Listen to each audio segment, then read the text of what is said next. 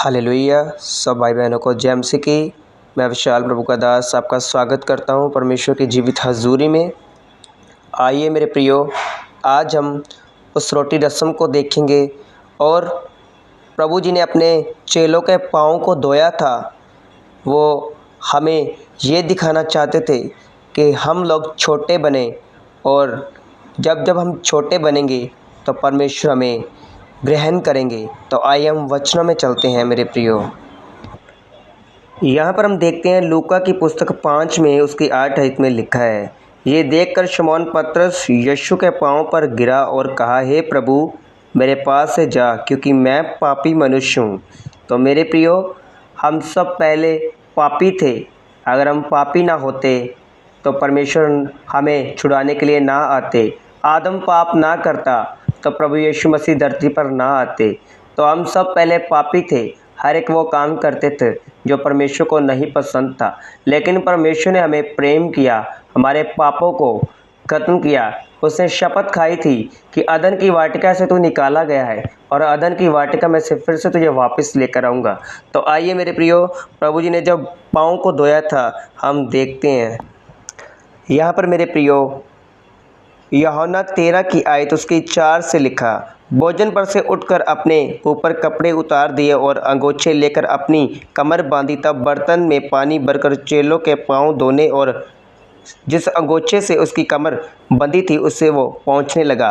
तब जब वह शमौन पतरस के पास आया, तब पतरस ने उससे कहा, हे प्रभु, क्या तू मेरे पाँव धोता है? यीशु ने उसको उत्तर दिया, जो मैं करता हूँ तू उसे कभी नहीं जानता, परंतु इसके बाद समझेगा। पतरस ने उससे कहा, तू मेरे पाँव कभी ना धोने पाएगा। यह सुनकर यीशु ने उससे कहा, यदि मैं तुझे ना धोऊं तो मेरे साथ तेरा कोई कुछ साझा नहीं। शमौन पतरस ने उससे कहा, हे प्रभु, तू मेरे पाँव ही नहीं वरन हाथ और सिर भी धो दे। यीशु ने उससे कहा, जो नहा चुका है उसे पाँव के सिवा और कुछ धोने की आवश्यकता नहीं, परंतु वह बिल्कुल शुद्ध है। और तुम शुद्ध हो, परंतु सब के सब नहीं। तो मेरे प्रियो देखो, जब प्रभु यीशु मसीह ने पाँव को इसलिए धोया कि जब हम कहीं भी जाते हैं तो पाँव पर मिट्टी लगी होती है हमारे। जब हम कभी कहीं पर भी जाते हैं तो हम नहा कर भी जाएं, हम जैसे भी जाएं, लेकिन पाँव हमारे घर आते समय, कहीं जाते समय पाँव पर ही मिट्टी लगी होती है। लेकिन कुछ ऐसे पाँव थे जो गलत रास्ते पर चलते हैं, गलत कामों के लिए चले जाते हैं, हर एक वो काम के लिए जो जिस पैरों को जाना नहीं चाहिए। इसलिए हमारे पाँव से परमेश्वर ने शुद्ध किया, सर के बालों से लेकर पाँव तक हमें शुद्ध किया। तो अभी भी हम हमारे स्वभाव में कुछ ना कुछ रुकावटें, पापी स्वभाव है, गुस्सा जल्दी करते हैं, सब काम करते हैं, लेकिन परमेश्वर से अगर आप कहोगे तो परमेश्वर आपको शुद्ध करने में सामर्थ्य है।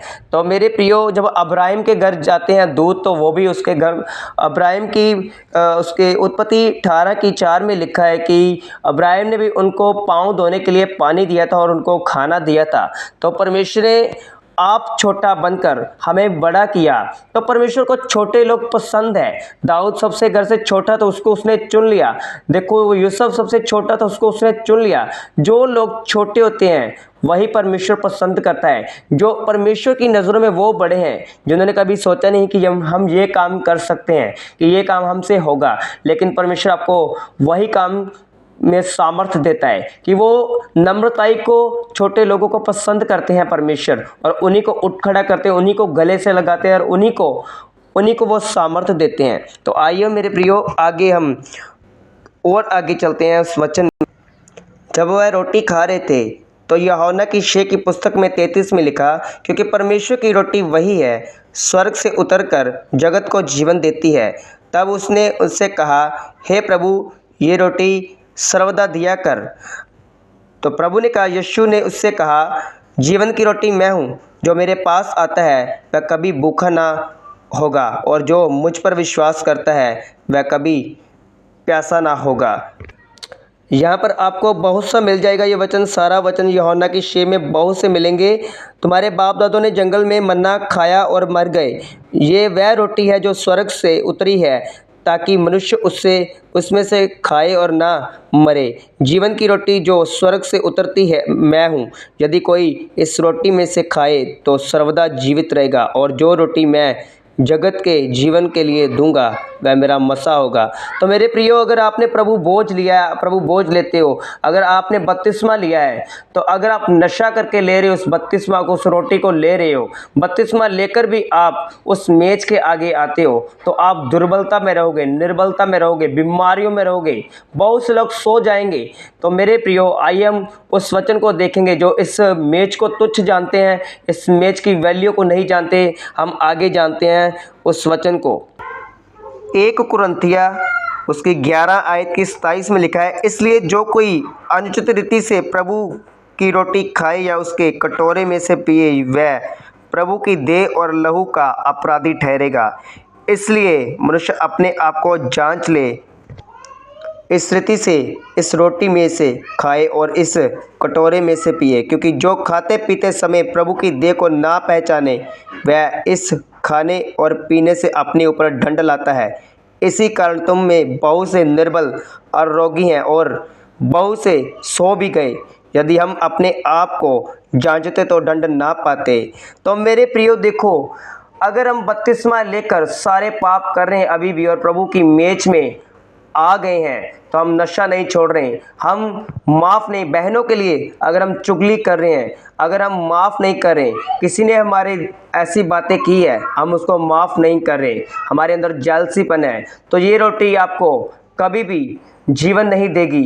ये रोटी आपको मृत्यु की ओर लेकर जाएगी, क्योंकि प्रभु यीशु मसीह वह पापियों को माफ़ करने आया था, खोए हुओं को ढूंढने आया था, और उसने प्रेम किया सभी से, और वह मुर्दों में से जी उठा।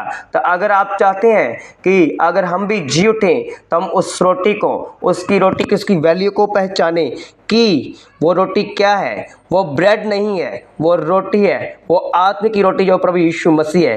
तो जब खाएं डरते और कांपते हुए उसके मेज के आगे उसको ग्रहण करें, सारी पुरानी बातों को छोड़कर नई जीवन से शुरुआत करें, क्योंकि जो मसीह में है वो नई सृष्टि है, सब पुरानी बातें बीत गई। तो मेरे प्रियो, जब आप प्रभु बोझ लोगे, इस रोटी जब खाओगे, तो रोटी को आप इज्जत के साथ खाना, तो वो रोटी आपके अंदर सामर्थ्य देगी।